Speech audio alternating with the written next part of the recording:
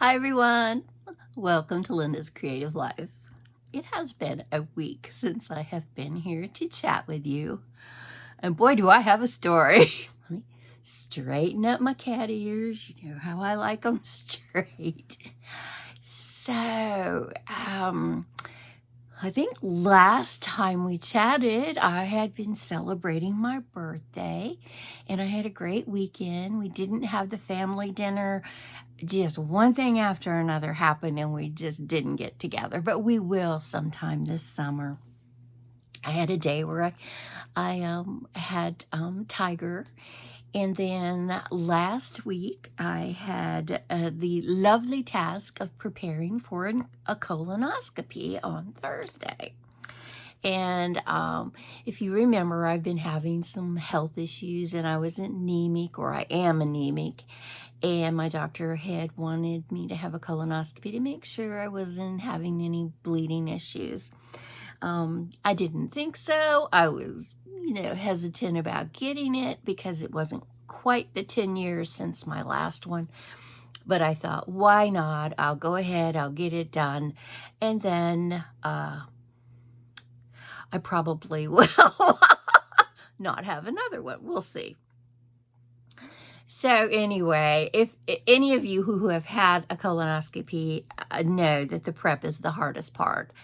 So there was all sorts of issues with getting the prescription to my doctor, from my doctor to the pharmacy, and then the pharmacy didn't have what they ordered, and then another pharmacy had it, and then it wasn't covered by my insurance, and so we had to get a different one. So by the time it got closer to the colonoscopy, I was ready to just say, let's just not. But no, I was going to be a good patient. So I did my prep, did a good job of it. I had only liquids the day before. The day before that, I had cut down on the, no fruits or vegetables or any just soft foods. And, I did a good job. So Thursday, my procedure was not until the afternoon, and my daughter Sarah picked me up and took me. She had to stay there with me. Someone has to be with you.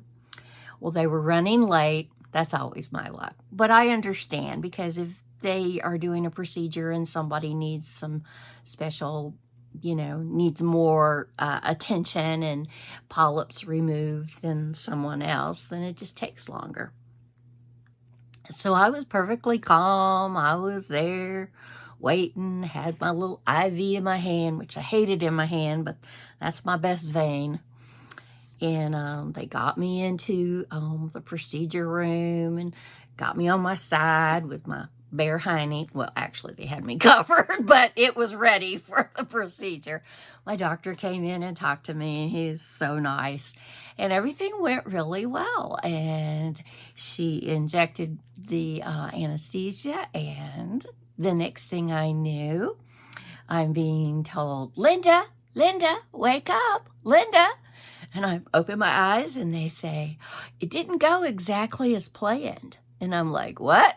And they said, my heart rate went up to 180 beats, and they had a little trouble getting it to come down. In fact, they gave me some medicine and it came down to 140, but they just totally had to stop the procedure.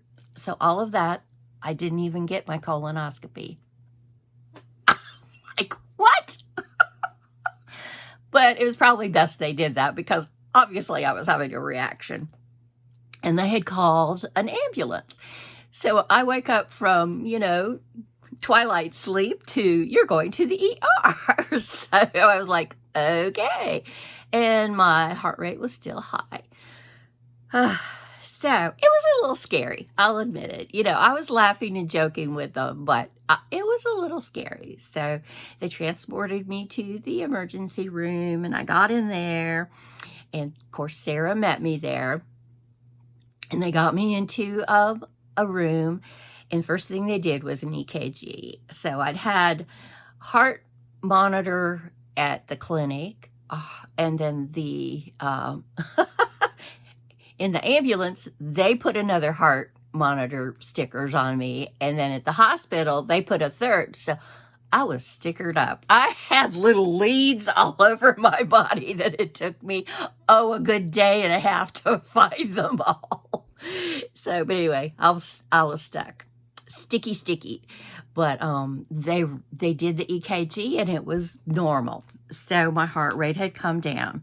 So when the doctor came in to speak to me, he said, I see that you've recently had some heart workup. And I said, yes. And I said, I had an echocardiogram. Everything was fine.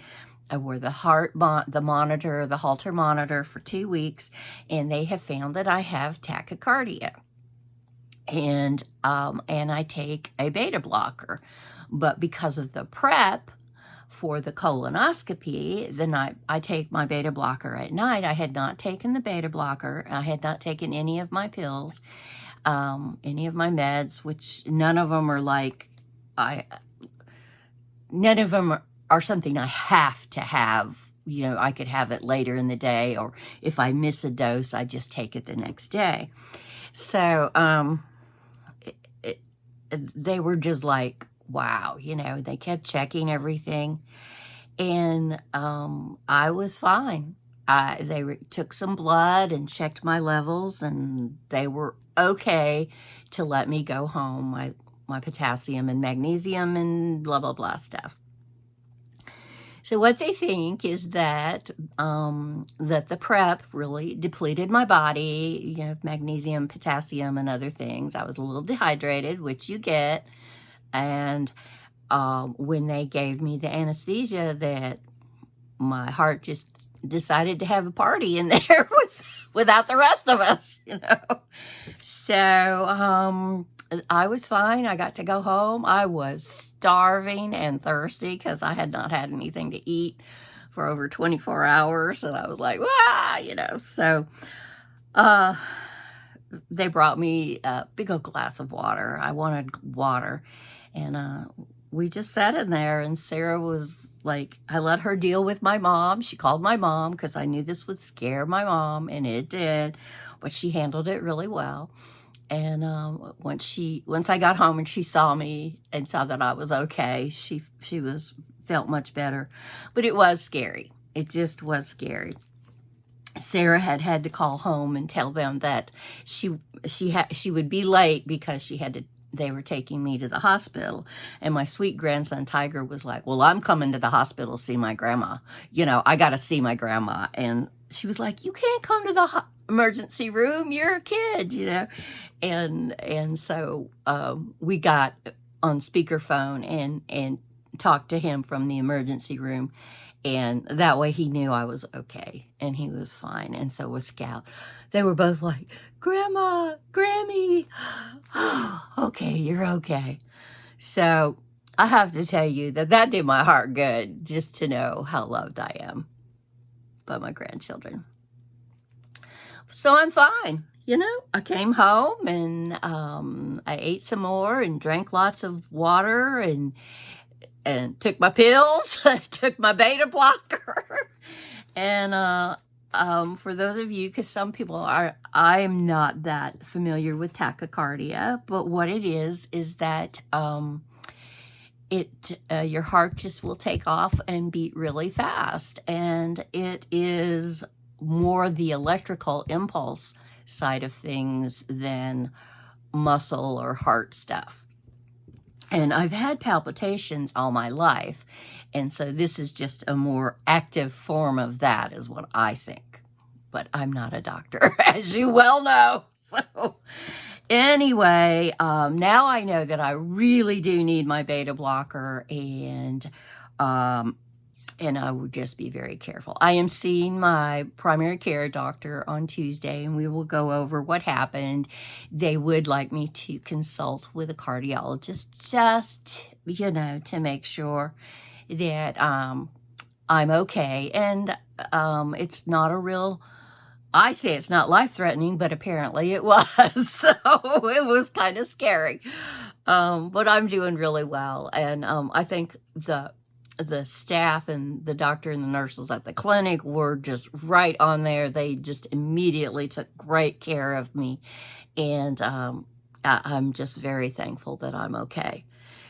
But I don't think I'll be getting another colonoscopy. So sorry. I'm done. I don't think I'll be doing that again. So that's my tale for this week. That's stories from Linda's life, you know. I don't have anything fun to share with you other than that story. So, but for those of you that have hung in here, I hope that you will come back tomorrow, because tomorrow, which is June the 20th, is a big day for me, and I will have a surprise for all of you.